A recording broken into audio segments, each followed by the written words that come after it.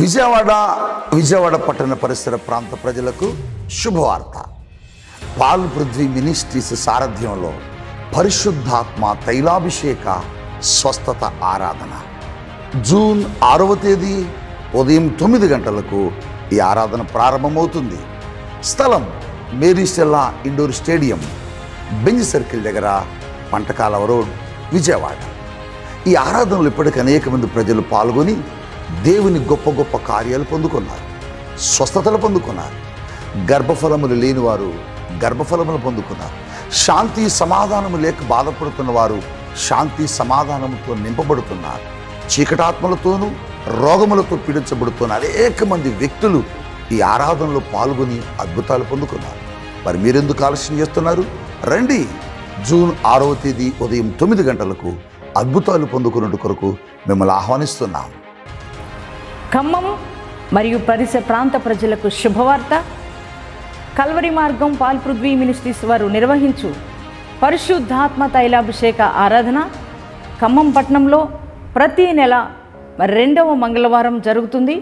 2వ మంగళవారం అనగా జూన్ నెల 11వ తారీఖున క్రొత్త బస్ స్టాండ్కి సమీపాన ఉన్న కృష్ణ ఫంక్షన్ హాల్ నందు ఉదయం 9 గంటలకు ప్రారంభం కాబోతుంది.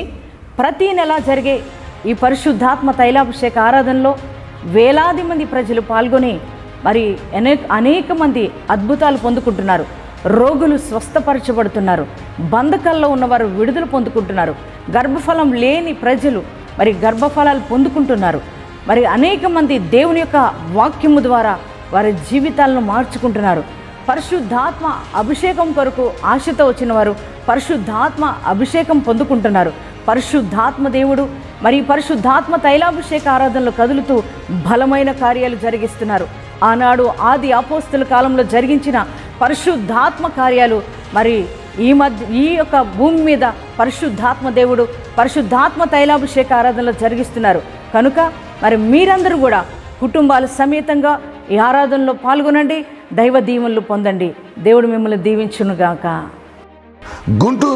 గుంటూరు పట్టణ పరిసర ప్రాంత ప్రజలకు శుభవార్త.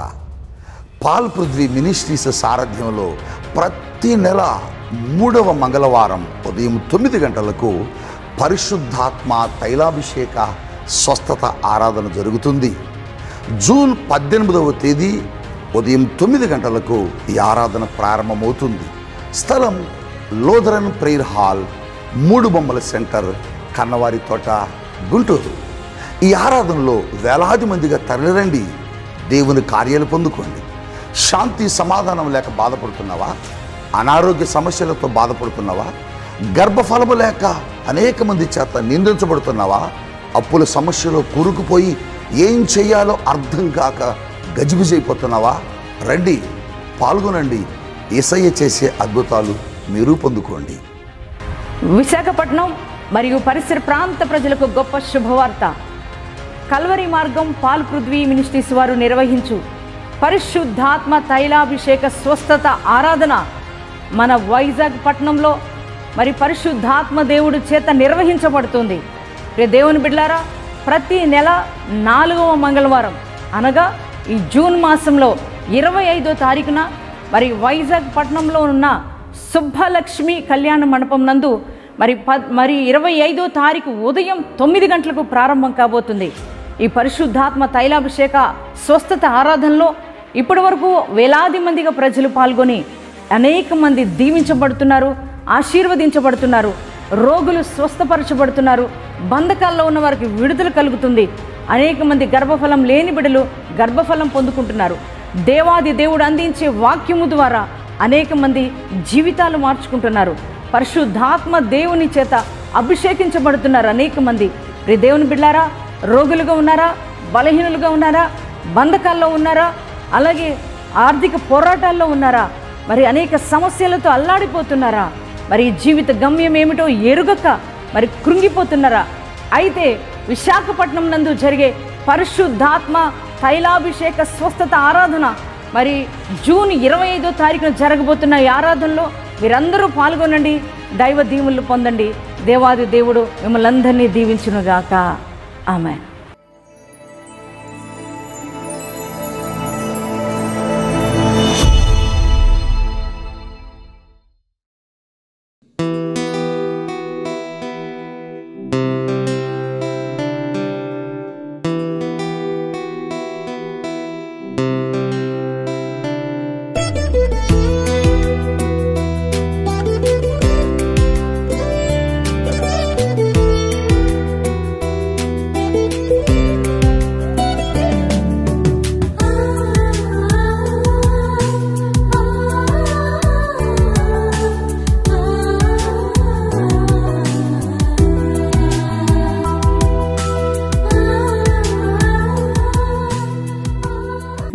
ప్రతిదినం అనే ఆధ్యాత్మిక కార్యక్రమానికి మిమ్మల్ని అందరినీ కూడా ప్రేమతో ఆహ్వానిస్తూ మీ అందరికీ నా హృదయపూర్వక వందనాలు తెలియజేస్తున్నా.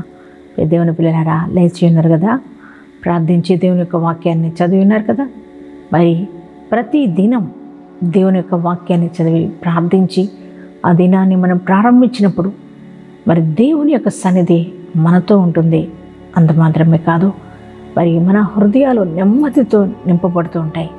అందుకే క్రమం తప్పకుండా మరి లేవగానే ప్రార్థించి దేవుని యొక్క వాక్యాన్ని చదవాలని ప్రేమపూర్వకంగా మనవి చేస్తున్నాను. అలాగే దేవుడిచ్చే ప్రతి వాగ్దానం మనల్ని ఎంతగానో బలపరుస్తుంది, మనల్ని ఎంతగానో ప్రోత్సాహపరుస్తుంది కదా అండి. మరి దేవుడిచ్చే ప్రతి వాగ్దానాన్ని మీరు వినటం మాత్రమే కాదు, కానీ వాగ్దానాన్ని నమ్మండి. మీ హృదయంలోనికి వాగ్దానం రిసీవ్ చేసుకోనండి. అలాగే వాగ్దానాన్ని ఎత్తిపట్టి ప్రార్థించండి. మీరు ఎప్పుడైతే దేవుని వాగ్దానాన్ని నమ్మి మరి ఎత్తిపట్టి ప్రార్థిస్తారో దేవుడు ఖచ్చితంగా వాగ్దానాన్ని నెరవేర్చే దేవుడు అయినాడు. ఎందుకనంటే ఆయన వాగ్దానం చేసిన దేవుడు నమ్మదగిన దేవుడు అండి. ఆయన నరుడు కాదు, దేవుడు. ఆయన సర్వశక్తిమంతుడైన దేవుడు. ఆయన ఏం వాగ్దానం ఇస్తారో అది నెరవేర్చే దేవుడై ఉన్నాడు. మరి దేవుని పిల్లలారా, ఈరోజు కూడా దేవుడు ప్రశస్తమైన శ్రేష్టమైన వాగ్దానం మనకిచ్చారు. ఆ వాగ్దానం ఏమిటో చూద్దామండి. కీర్తనల గ్రంథము 34వ అధ్యాయము 10వ వచనాన్ని చదువుకుందాం. సింహపు పిల్లలు లేమి గలవై ఆకలిగొన్ను, యెహోవాను ఆశ్రయించు వారికి ఏ మేలు కొదువై ఉండదు. Praise the lord. ఎంత చక్కటి మాట అండి. సింహపు పిల్లలు లేమి కలవై ఆకలిగా ఉంటాయంట. మరి దేవుని బిడ్డ, అడవిలో రాజు ఎవరంటే సింహమే. అది యొక్క సింహం ప్రతిరోజు ఏదో ఒక జంతువుని వేటాడి తన పిల్లలకు కడుపు నిండా భోజనం పెడుతుందండి. కానీ ఒక్కొక్క రోజు ఆ యొక్క సింహానికే మరి ఏ జంతువు కూడా దొరకదంట.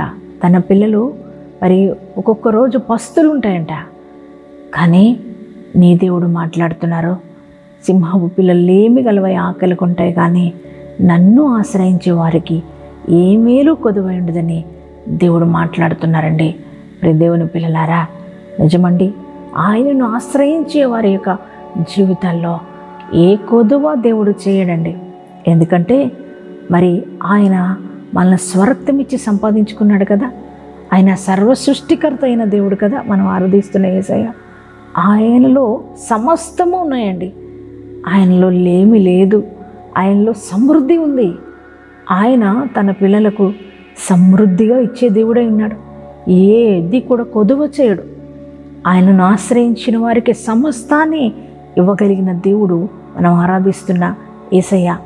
మరి దేవుని బిడ్డలారా, మరి ఈ వాగ్దానం చూస్తున్న మీ జీవితాల్లో నా బిడ్డల జీవితం ఏంటో, నా బిడ్డల భవిష్యత్తు ఏంటో, మరి వారిని నేను చదివించుకుంటానా, వారికి వివాహాలు నేను చేయగలుగుతానా, అలాగే మరి నా జీవితంలో నేను ఉద్యోగం పొందుకోగలుగుతానా, మరి నా జీవితంలో మీ బిడ్డలను పొందుకోగలుగుతానా, ఇలా అనేక రకాలుగా మీరు ఆలోచిస్తూ భయపడుతున్నారు. ఒకవేళ మరి దేవుని పిల్లలారా, మీరందరూ కూడా దేవుణ్ణి ఆశ్రయించి ఉన్నవారు కనుక దేవుడు ఈరోజు మీతో మాట్లాడుతున్నారు.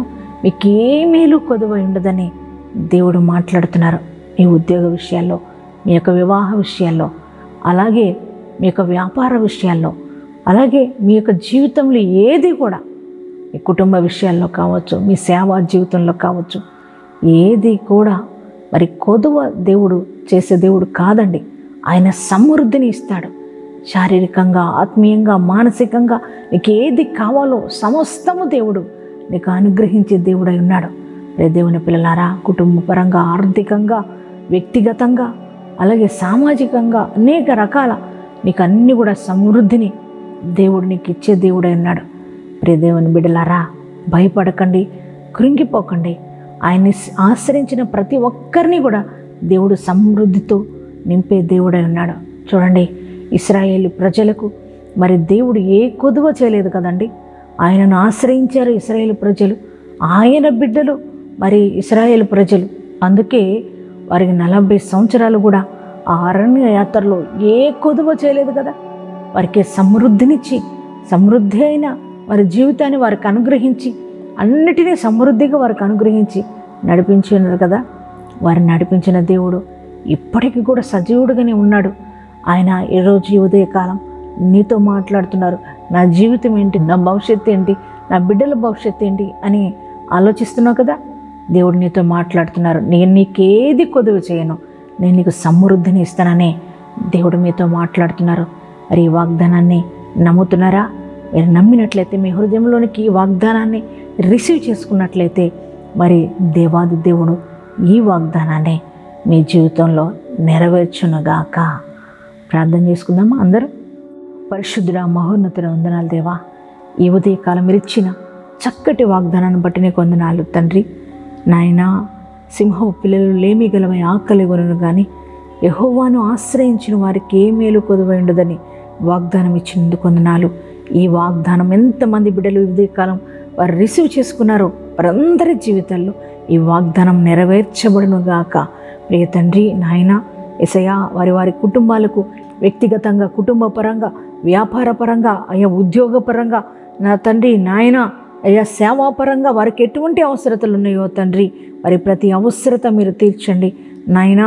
ఇదిగో తండ్రి, వివాహాలు కాని బిడ్డలకు తండ్రి నాయనా ప్రభా, వారి జీవితాల్లో వివాహాలు అనుగ్రహించమని ప్రార్థిస్తున్నాను తండ్రి. వారికి మంచిగా అయ్యా, వారికి మంచి మ్యాచింగ్స్ రావాలి, వారి వివాహాలు ఘనంగా జరిగించమని ప్రార్థిస్తున్నామయ్యా.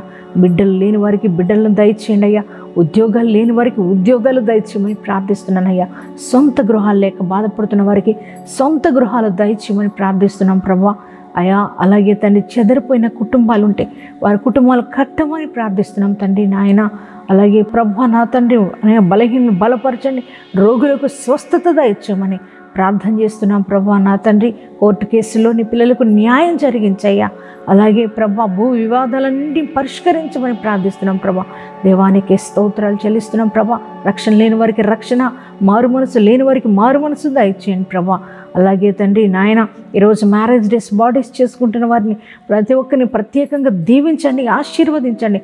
నూతనమైన దీవెనలు, నూతనమైన ఆశీర్వాదాలు వారికి వచ్చునుగాక. అలాగే సంవత్సర కాలం అంతా నీ కృపాక్షేమములతో వారు నడిపించండి.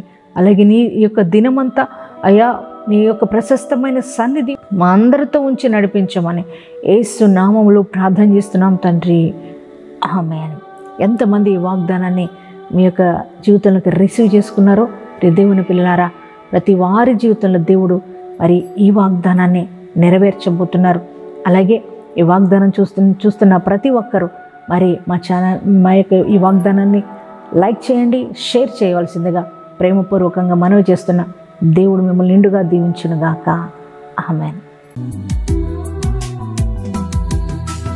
అనుదినము నా ప్రాణము నిన్ను కోరే యేసయ్యా, నన్ను చేరయ్యా.